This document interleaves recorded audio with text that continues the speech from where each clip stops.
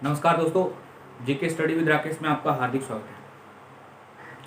हम पॉलिटी के तहत अनुसूचियां कंप्लीट कर चुके थे दोस्तों। बहुत दिनों से डिमांड आ रही थी कि सर भारत का संवैधानिक इतिहास पढ़ाएं। तो दोस्तों आज हमारा वही चैप्टर है भारत का संवैधानिक इतिहास, उसको स्टार्ट कर लेते हैं दोस्तों। भारत का संवैधानिक इतिहास पढ़ने से पूर्व दोस्तों आपको कुछ टर्म्स या कुछ यूँ कहूँ सिंपल भाषा में कुछ शब्दों पर गौर करना होगा। अगर वो शब्द समझ में है तो बहुत सी आसानी होगी, क्योंकि हम जब संविधान के निर्माण की प्रक्रिया के तहत जब हम संविधान सभा पढ़ेंगे तो उस वक्त ये शब्द बहुत काम आए। तो दोस्तों आइए आप यानी संविधान पढ़ने की शुरुआत अगर क्रमश से शुरुआत देखी जाए तो सबसे पहला चैप्टर यही होता है दोस्तों। तो आइए दोस्तों सबसे पहले चैप्टर की ओर चलते हैं। आप हेडिंग के तौर पर आप ये हेडिंग डालेंगे कि भारतीय शासन व राजनीति, भारतीय शासन व राजनीति। तो दोस्तों मैंने आपको ऑलरेडी आगाह कर दिया कि हम भारतीय शासन यानी भारत का संवैधानिक इतिहास बढ़ने से पूर्व भी हम कुछ ऐसे शब्दों पर बात करेंगे जो शब्द आगे चलकर काम आएंगे, पूरी पॉलिटी के तहत काम आएंगे। जैसे राज्य क्या है, सरकार क्या है, राज्य की जरूरत क्यों पड़ी, ये सब हम सब देखेंगे दोस्तों। किस चीज़ का क्या कार्य है, सरकार के कितने अंग होते हैं, कौन कौन सा अंग क्या क्या कार्य करते हैं, यानी हम इनकी पृष्ठभूमि आज तैयार कर लेंगे दोस्तों। तो सबसे पहला वर्ड दोस्तों इसके अंतर्गत जो पढ़ा जाता है वह है दोस्तों राज्य। आपसे पहला सवाल यही पूछा जाता है दोस्तों, राज्य क्या है, यानी आप राज्य कहते किसे हैं, what is the definition of राज्य। ये एक बार सेकंड ग्रेड में प्रश्न आ गया था दोस्तों। प्रश्न पूछा था राज्य शब्द परिभाषित भारतीय संविधान के किस आर्टिकल के तहत। अब आप गैस कर सकते हैं, यानी हम शब्द हमने हेडिंग डाला ही नहीं है, संविधान पर पहुंचे नहीं, उन्होंने पहले ही प्रश्न पूछ लिया। तो इतना महत्वपूर्ण है, यानी राज्य शब्द कहाँ परिभाषित है, इसका मतलब क्या है, सबसे पहले तो वो देखेंगे। तो दोस्तों राज्य आप कहते किसे हैं, अगर राज्य इन चार शर्तों को पूरा करता है तो उसे आप राज्य कहते हैं। यानी यहाँ राज्य का मतलब स्टेट से नहीं है, यहाँ राज्य का मतलब कंट्री से रहेगा, यानी देश के लिए। तो दोस्तों राज्य क्या है, तो एक ऐसा देश जिसकी कोई निश्चित जनसंख्या हो, यानी अगर यह चार तत्वों या चार एलिमेंट्स या चार शर्तों को पूरा करता है तो उसे आप राज्य कहेंगे। यानी उसके पास में एक जनसंख्या होनी चाहिए, एक निश्चित भूभाग होना चाहिए, निश्चित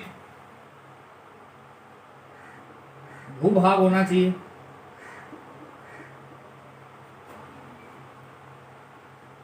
संप्रभुता होनी चाहिए दोस्तों,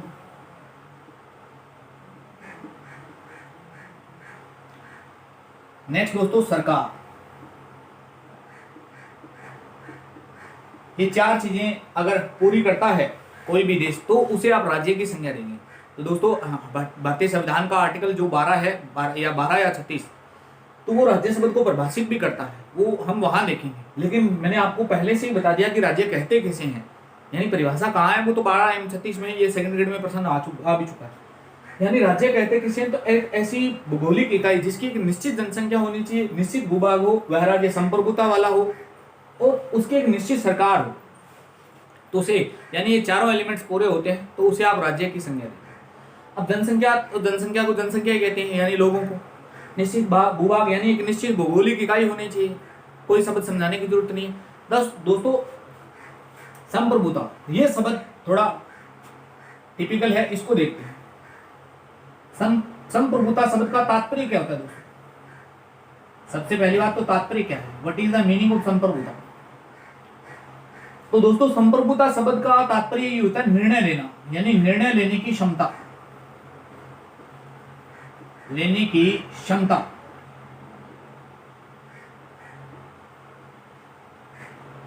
अब संप्रभुता के प्रकार पढ़ेंगे तब आपको पता चल जाएगा संप्रभुता कितने प्रकार की होती है। पूरी डेफिनेशन तो ये होती है दोस्तों, यानी कोई भी देश है अगर वह आंतरिक व बाहरी दबाव को माने बिना निर्णय लेता है तो उसका मतलब वह एक संप्रभु राज्य है। तो संप्रभुता शब्द का तात्पर्य क्या होता है, तो निर्णय लेने की क्षमता, यानी डिसीजन पावर है, डिसीजन। नेक्स्ट पूछ लिया जाता है दोस्तों संप्रभुता शब्द है यह किसने दिया था। तो ध्यान रखना दोस्तों, ये शब्द दिया था जया बोंदे नामक व्यक्ति ने। जया बोंदे, और इसकी पुस्तक है दोस्तों रिपब्लिका। ध्यान रखना, रिपब्लिक पुस्तक प्लेटो की है, रिपब्लिक पुस्तक प्लेटो की है, जबकि रिपब्लिका पुस्तक किसकी है, तो जया बोंदे की है, यानी ये इसकी पुस्तक है। इस पुस्तक में इस संप्रभुता शब्द का उल्लेख करता है दोस्तों। अब दोस्तों संप्रभुता का प्रकार कितने होते हैं, हाउ मेनी टाइप्स ऑफ संप्रभुता, यानी संप्रभुता दो प्रकार की होती है, एक आंतरिक संप्रभुता होती है दोस्तों, एक होती है बाह्य। अब जबरदस्त एग्जांपल के साथ मैं आपको बताता हूं संप्रभुता। आप सभी ने देखा होगा दोस्तों सीएए यानी सिटीजन अमेंडमेंट एक्ट जो था, उसका विरोध, अब अच्छा या बुरा उसके बारे में चर्चा नहीं कर रहा हूं दोस्तों। सीएए का जब विरोध हुआ तो इसमें यूएनओ हस्तक्षेप करता है, यानी यूएनओ हस्तक्षेप करता है और सुप्रीम कोर्ट में दाखिल कर देता है। तो सुप्रीम कोर्ट ने एक निर्णय दिया था कि यह एक संप्रभु यानी संप्रभु राज्य का संप्रभु राज्य की संसद द्वारा लिया गया फैसला है, इसलिए आप बाहर वालों को कोई अधिकार नहीं है कि वो हस्तक्षेप करें। तो इसका मतलब हम क्या हुए, संप्रभु हुए, यानी बाह्य कोई दबाव नहीं माना हमने। आंतरिक दबाव यानी किसी राज्य के, अगर केंद्र सरकार कोई निर्णय लेती है तो राज्य के दबाव में नहीं लेती है, राज्य सरकार निर्णय लेती है तो राज्य के अंदर कोई ग्रह ऐसी परिस्थिति उसके दबाव में निर्णय नहीं लेगी। तो ये होता है संप्रभुता शब्द का मतलब। आई होप आपको ये डेफिनेशन क्लियर होगी। यानी संप्रभुता शब्द का तात्पर्य क्या होता है, तो निर्णय लेने की क्षमता दोस्तों। ये हरियाणा के पेपर में आ चुका है दोस्तों, पता नहीं कौन सा एग्जाम में पूछा था, उन्होंने सीधा ही दे रखा था संप्रभुता शब्द को। संप्रभुता शब्द से क्या आशय है, तो संप्रभुता शब्द से आशय निर्णय लेने की क्षमता से। शब्द किसने दिया, तो जया बोंदे ने। जया बोंदे की पुस्तक का नाम तो रिपब्लिक है दोस्तों। रिपब्लिक पुस्तक है वो प्लेटो की है, ये ध्यान रख लेना दोस्तों। इसका संप्रभुता कितने प्रकार की होती है, दो प्रकार की होती है, आंतरिक एवं बाह्य। अब दोस्तों बात करते हैं सरकार। What is the definition of government, ये मिटा देता हूं दोस्तों, अच्छे से नोट डाउन कर लेना।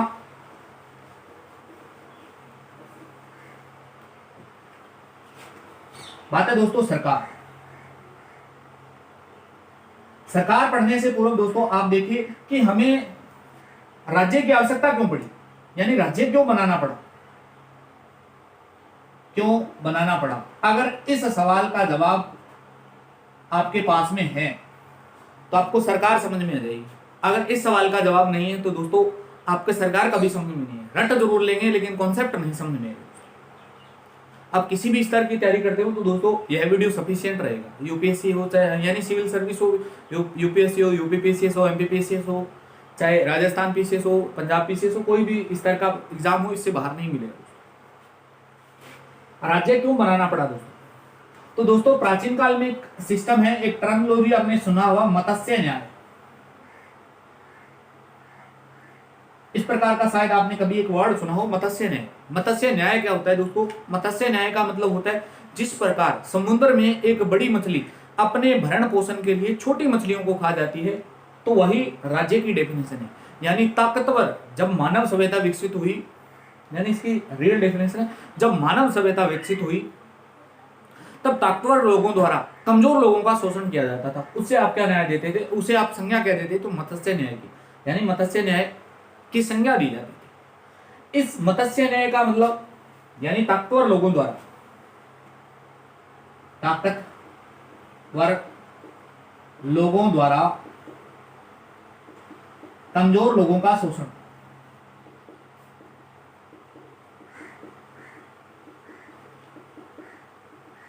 क्या कहलाता है, मत्स्य न्याय। इस मत्स्य न्याय के निदान हेतु हमने क्या बनाया दोस्तों, तो हमने बनाया राज्य। अब आपसे कोई पूछे कि बिहार राज्य कैसे, बिहार राज्य है कहाँ है, दिखाओ, तो क्या आप दिखा सकते हैं बिहार राज्य कहाँ, राजस्थान राज्य कहाँ है। आप कोई भौगोलिक मानचित्र यानी मैप लेकर तो बता सकते हैं, लेकिन राज्य बता नहीं पाएंगे कि ये राज्य है, यानी एक भौगोलिक इकाई का नाम। हमने राज्य तो इसकी एक सुंदर डेफिनेशन ये भी हो जाती है कि यह एक अमूर्त संस्था है, यानी यह एक अमूर्त संस्था है। अमूर्त का मतलब जो दिखाई ना दे। क्या आप भारत को दर्शा सकते हैं, दिल्ली को दर्शा सकते हैं, राजस्थान को दर्शा सकते हैं, नहीं दर्शा सकते। शब्दों में दर्शा कैसे बता सकते हैं, आप कोई मानचित्र तो दिखा सकते हैं कि ये राजस्थान है, ऐसा लेकिन दर्शा नहीं जा सकता, यानी जिसे दर्शाया ना जा सकता। तो यह राज्य के क्या है दोस्तों, एक अमूर्त संस्था होती है। अब इस राज्य को चलाने के लिए दोस्तों किसका गठन करना पड़ता है, तो दोस्तों हमें उस चीज का गठन करना पड़ता है, उसका नाम है सरकार। वर्तमान में हम मोदी की सरकार करनी रहेगी, राजस्थान में जैसे कांग्रेस की सरकार। तो सरकार को देखा जा सकता है, यानी राज्य रूपी अमूर्त संस्था का मूर्त रूप ही क्या है, तो वो सरकार है। आपको समझ में आया दोस्तों? थोड़ा सा डीप कॉन्सेप्ट है। यानी सरकार बढ़ने से पूर्व आपको राज्य क्यों बनाना पड़ा दोस्तों, तो एक मत्स्य न्याय, एक टर्मोलॉजी है दोस्तों। मत्स्य न्याय किसे कहते हैं, तो मत्स्य न्याय यानी जिस प्रकार समुद्र में बड़ी मछली अपने भरण पोषण के लिए, यानी अपने पेट पे अपने खाने के लिए छोटी मछलियों को खा जाती है, उसी प्रकार जब मानव सभ्यता विकसित हुई तब कमजोर लोगों का, ताकतवर लोगों द्वारा कमजोर लोगों का शोषण किया जाता था। इसी को संज्ञा दी जाती थी मत्स्य न्याय। मत्स्य न्याय के निदान हेतु हमने क्या बनाया, राज्य। राज्य किस प्रकार की संस्था है, तो एक अमूर्त संस्था है दोस्तों। इसी अमूर्त संस्था को चलाने के लिए किसका गठन किया गया, सरकार का। यानी मूर्त सरकार एक मूर्त संस्था है, सरकार को देखा जा सकता है। वर्तमान में एक मोदी की सरकार है, तो क्या आप मोदी जी को नहीं देख सकते? वर्तमान में जैसे राजस्थान में कांग्रेस की सरकार, तो कांग्रेस की सरकार को देखा जा सकता है। तो सरकार एक मूर्त संस्था है दोस्तों। अब मैं लिख देता हूं दोस्तों, आपको नोट्स कैसे बनाना, यानी राज्य क्यों बनाना पड़ा, तो ये मत्स्य न्याय आप नोट कर लेना, इसके बाद की बातें करना।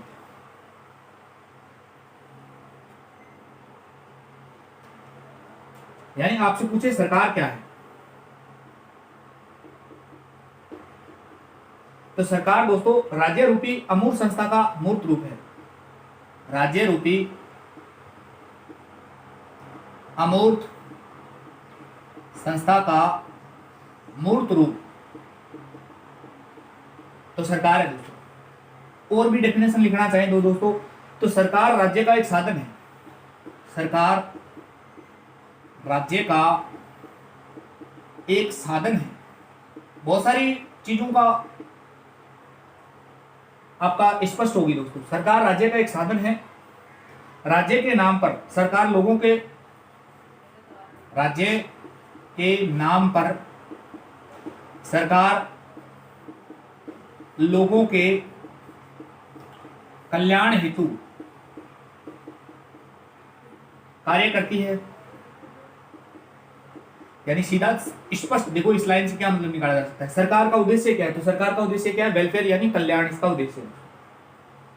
सरकार के इन कार्यों को, सरकार के इन कार्यों को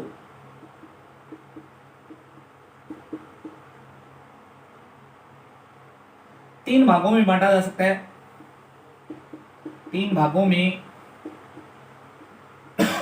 बांटा जा सकता है। और दोस्तों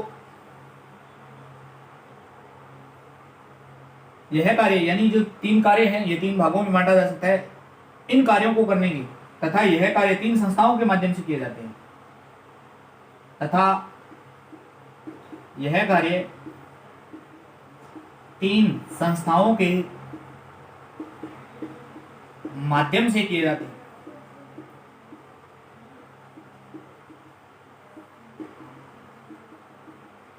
तो ये दोस्तों सरकार है। यानी सरकार क्या है, तो सरकार क्या है, राज्य रूपी अमूर्त संस्था का एक मूर्त रूप है। सरकार दोस्तों एक, यानी राज्य का एक, राज्य को चलान, सरकार राज्य के नाम, राज्य का एक साधन है।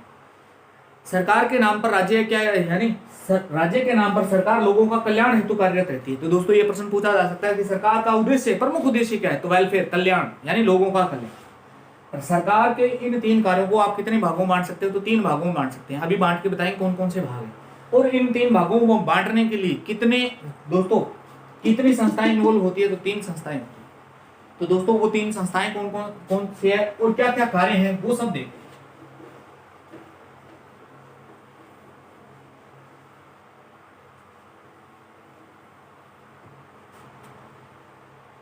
सरकार, तो दोस्तों सरकार के कितने अंग हुए, यानी इसके अंग कितने हैं भाई, तो सीधी बात है तीन अंग है। कौन कौन से है, तो दोस्तों सबसे पहला अंग होता है जिसका नाम है व्यवस्थापिका।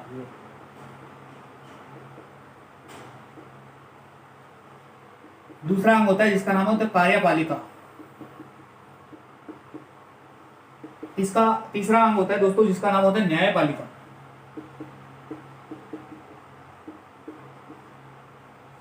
अब दोस्तों व्यवस्थापिका का क्या कार्य होता है? तो व्यवस्थापिका का सिंपल कार्य होता है कानूनों का निर्माण।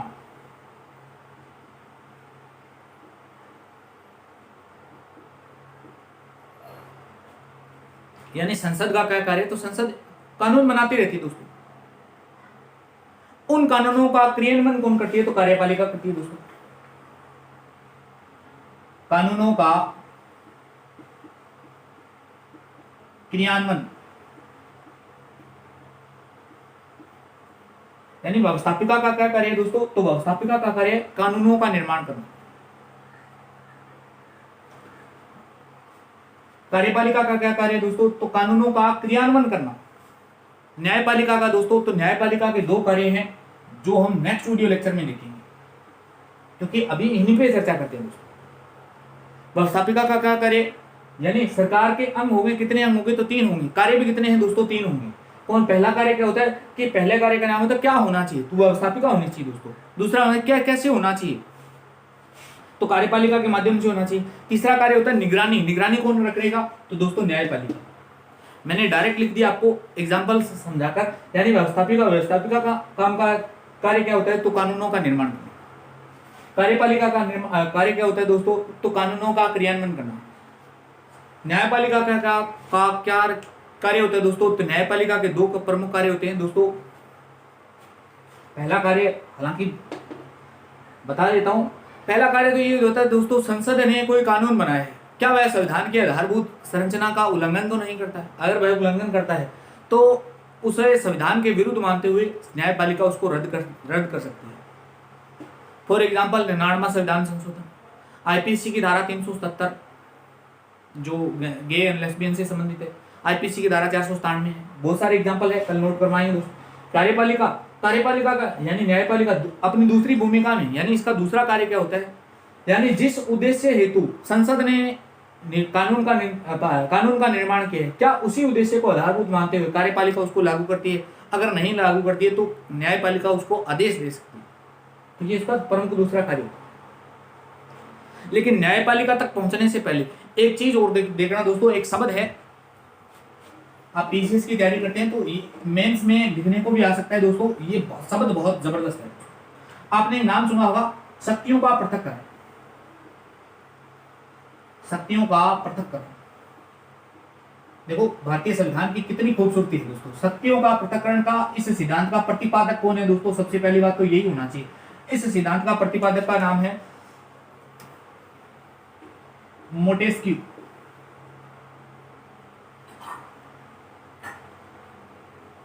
इसका तात्पर्य क्या है दोस्तों? शक्तियों का पृथक्करण का तात्पर्य क्या है दोस्तों? तो अभी हमने देखा था कि शासन में अंग कितने हैं दोस्तों? शासन के अंग यानी शासन के 3 अंग होंगे। शासन के 3 अंग होंगे, लेकिन कोई भी अंग किसी के कार्य में हस्तक्षेप नहीं करेगा। यही इसके का मतलब होता है शक्तियों का पृथक्करण। और तीनों अंग अलग अलग कार्य करेंगे दोस्तों, अलग अलग कार्य करेंगे। कोई किसी के कार्य में हस्तक्षेप नहीं करेगा। ये होता है दोस्तों शक्तियों का पृथक्करण। यानी व्यवस्थापिका है तो कार्यपालिका के बीच में टांग नहीं रहेगा, कार्यपालिका व्यवस्थापिका के बीच में नहीं आएगी, और न्यायपालिका इन दोनों के बीच में नहीं आएगी। हालांकि वो संविधान के आधारभूत संरचना, वो सब बातें अलग है। इसके प्रतिपादक कौन है? तो दोस्तों जिनका मेंस वगैरह लिखने को आ जाए शक्तियों का पृथक्करण तो 15 या 30 शब्दों में लिखे, तो इसके प्रतिपादक कौन है? मोंटेस्क्यू दोस्तों। इसका तात्पर्य क्या होता है? तो शासन करने के 3 अंग हैं, यानी भारत में शासन करने के कुल कितने अंग हैं? तो दोस्तों 3 अंग हैं। तीनों अंग अलग अलग कार्य करेंगे, कोई किसी के कार्य में हस्तक्षेप नहीं करेगा, और इसी सिद्धांत को नाम दिया जाता है शक्तियों का पृथक्करण। तो दोस्तों आज इतना ही पढ़ेंगे। यह वीडियो आपको कैसा लगा?